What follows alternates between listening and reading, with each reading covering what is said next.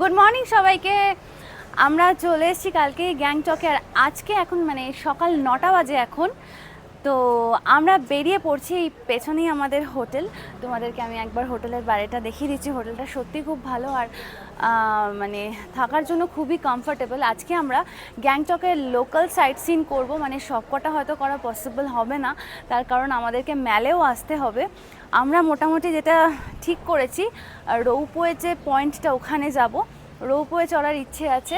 এছাড়াও মনেস্ট্রিতে যাব। আমার মনেস্ট্রিতে যেতে ভীষণ ভালো লাগে। এখানে এলে মনেস্ট্রিতে অবশ্যই যাই আমি প্রত্যেকবার, তো এবারও সেখানেই যাব।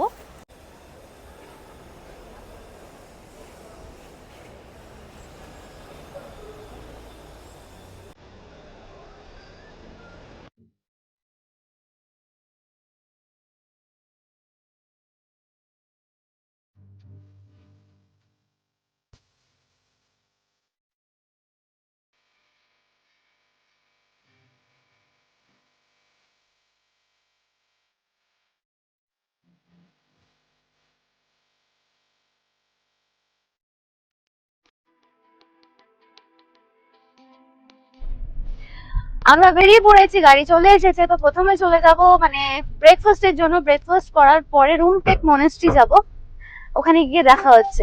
রাস্তা খুবই সুন্দর, আর সব থেকে বড় কথা আজকের ওয়েদারটা ফাটাফাটি।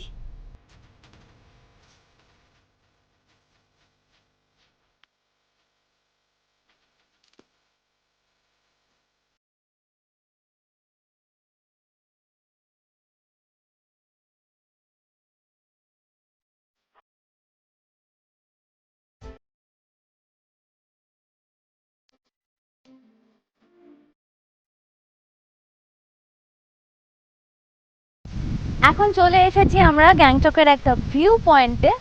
ভিউ পয়েন্টটা সত্যি খুব সুন্দর, আর ওয়েদারটা এত ভালো, মনে হচ্ছে বেশ কিছুক্ষণ এখানে থেকে যাই।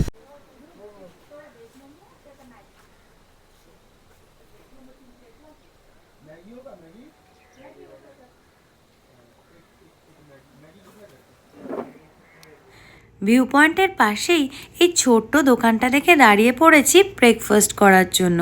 আর পাহাড়ের ব্রেকফাস্ট মানেই সব থেকে আগে আমরা যেটা বুঝি সেটা হলো মোমো। সেটাই অর্ডার করব আজকে। আর কি কি পাওয়া যায় দেখে নেওয়া যাক। চলে এসেছে ম্যাগি আর চিকেন মোমো, আর তার সঙ্গে রয়েছে পাহাড়ের এত সুন্দর ভিউ। এই সুন্দর ভিউ দেখতে দেখতেই আজকের ব্রেকফাস্ট সেরে আমরা চলে যাব আমাদের ডেস্টিনেশনে। ফার্স্ট ডেস্টিনেশন আজকের Rumtek monastery, a famous monastery in East Sikkim, probably East Sikkim. It's a famous one. So এখানে মোটামুটি 1 কিলোমিটার তো হাঁটতেই হবে। আইডি দেখিয়ে এলাম আমরা। সো এখন যাচ্ছি হাঁটতে হাঁটতে। রাস্তাটা খুবই খাড়াই, স্টিল ঠিক আছে, ভিউটা ভালো। তো দেখি কত দূর এরকমভাবে এনজয় করতে করতে যাওয়া যায়।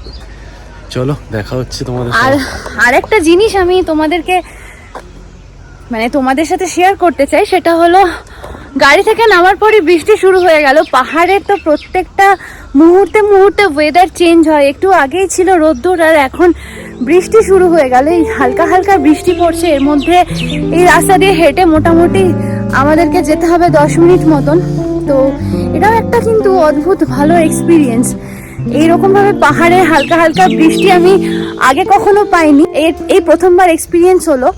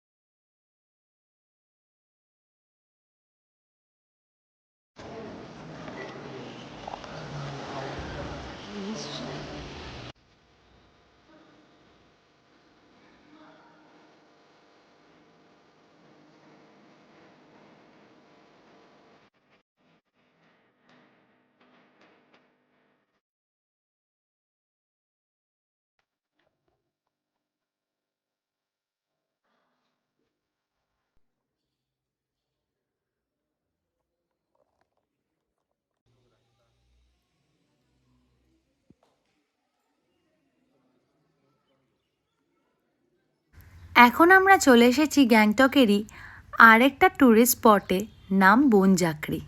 তবে এই বনজাকরির হিস্ট্রি শোনার পর ঘটনাটা সত্যি আমার একেবারে অবিশ্বাস্য বলে মনে হয়েছে।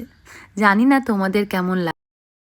হ্যাঁ, তো এখন আমরা চলে এসেছি বনজাকরি বলে একটা ওয়াটারফলস। এখানে একটা ছোট্ট স্টোরি লাইন আস্তে আস্তে ড্রাইভারের মুখ থেকে আমরা শুনলাম। তো জাস্ট আমি উইদিন 30 সেকেন্ডস, 1 মিনিটের মধ্যে তোমাদেরকে জাস্ট একটা ব্রিফ করে দিচ্ছি। তবে একটা জিনিস বলে রাখি, ঘটনার সত্যতা কিন্তু সেলফি উইথ এলফি চ্যানেল যাচাই করে দেখেনি, পুরোটাই শুনেছি ড্রাইভারের মুখ থেকে। ব্যাপারটা হচ্ছে বন স্ট্যান্ডস ফর বন, মানে জঙ্গলকে এরা বন বনটাই বলছে, যেরকম আমরা বাঙালিরা বলে থাকি। এই ঝাঁকড়ি স্ট্যান্ডস ফর তান্ত্রিক, তো লোকাল ল্যাঙ্গুয়েজ এরা ঝাঁকড়ি বলে। তো এখানে 50-60 বছর আগে কোনো একজন তান্ত্রিক তার স্ত্রীকে নিয়ে বসবাস করত। আর সেই সময় যারা জঙ্গলে কাঠ কাটতে আসতো বা এই পাতা টাতা কুড়াতে আসতো, তাদেরকে ধরে নিয়ে গিয়ে তাদেরকে তন্ত্র সাধনা শেখাতো। এবার বেসিক্যালি কিছু বাঁদর বিচ্ছু থাকেই যারা তন্ত্র সাধনা শেখে না, তাদেরকে কি করতো, তাদেরকে হ্যান্ড ওভার করে দিত তার স্ত্রীর কাছে। এবার তার স্ত্রী নাকি ছিলেন আমাদের বাঙালিতে যেটা বুঝলাম সেটা ওই শাকচুন্নি গোছের কেউ, ডাইনি। হ্যাঁ, বেসিক্যালি ওটাই। তো তিনি নাকি তাদেরকে খেয়ে নিতেন। তো তারপর যখন এখানে আস্তে আস্তে জনবসতি ডেভেলপ করতে লাগলো, লোকজন বাড়তে শুরু করলো, তখন তান্ত্রিকটা দেখলো যে এখানে আর থাকা যাবে না, কেন আস্তে আস্তে নাকি দূষণটা বাড়তে লাগলো। উনি যখন এখানে থাকতেন, এখানে নাকি এই ঝর্ণার জল খেতেন, সেটা নাকি খুব ভালো ছিল। তো তারপরে আফটার সাম টাইমস ওটা আস্তে আস্তে দূষিত হয়ে যেতে থাকলো। তো তারপর উনি এখান থেকে নাকি পাত্তারি গুটিয়ে চলে গেলেন। এবার কোথায় গেলেন, কে গেলে, কাকে নিয়ে গেলেন সে তো জানি না, ড্রাইভারও আমাদেরকে বলতে পারেনি। তবে হ্যাঁ, ওনার নামে এখান থেকে মানে উনি চলে যাওয়ার পরে এখানে ওনার একটা স্ট্যাচু করা হয়েছে ওনার নামে, সেখানেও নিয়ে যাব, দেখাবো। আর সেই ফলসটার নামকরণটা ওনার নামেই কিন্তু এই বনজাকরি হয়েছে, যে বনজাকরি মানে জাকরি মানে যেহেতু শুনলাম তান্ত্রিক, আর বনের তান্ত্রিক। ইন্টারেস্টিং ব্যাপার, একটা গোয়াও আছে কিন্তু। জায়গাটা কতটা বিশ্বাসযোগ্য, আমাদের কতটা বিশ্বাস হয়েছে আমি মানে বলতে পারবো না। আমার সত্যি কথা বলতে আমাদের খুব একটা বিশ্বাস হয়নি, আমি জানি না তোমাদের কতটা বিশ্বাস হবে। তো চলো, জায়গাটা খুবই ভালো, এটুকুনি বলবো, এনজয় করছি এটাই।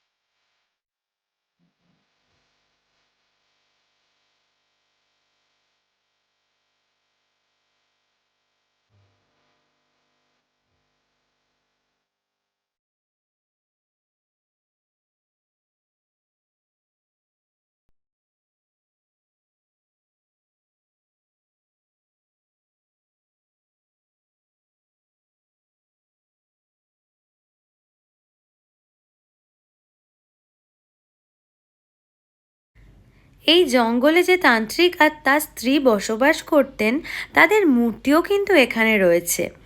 এই যে লেখা রয়েছে বনজাকরি, এই হচ্ছে সেই তান্ত্রিক, আর তার পাশে রয়েছে তার স্ত্রীর মূর্তি। দেখে আমার একটু ভয় লাগছিল। নাম এখানে লেখা রয়েছে লেমলেমি।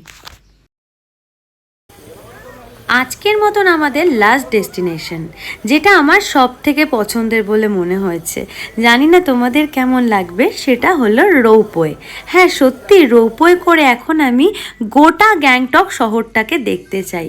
আর যেটার জন্য অপেক্ষা করে রইলাম প্রায় আধ ঘন্টা মতন, অবশেষে আমাদের সামনে চলে এলো রোপওয়ে। আমার খুব ইচ্ছে ছিল গ্যাংটকে এসে রোপওয়ে চড়ার। কেন বলো তো?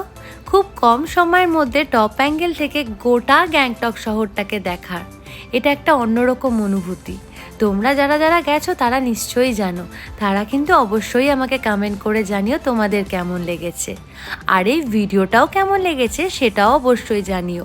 যদি ভালো লেগে থাকে তাহলে ছোট্ট একটা লাইক করে দিও, আর যদি খুব ভালো লাগে তাহলে অবশ্যই সাবস্ক্রাইব করো। দেখা হচ্ছে এর পরের ভিডিও আমার আসছে পেলিং শহর আর রাভাংলা শহর নিয়ে। তোমাদের সাথে দেখা হচ্ছে খুব তাড়াতাড়ি। সবাই খুব ভালো থেকো, ততক্ষণের জন্য টাটা।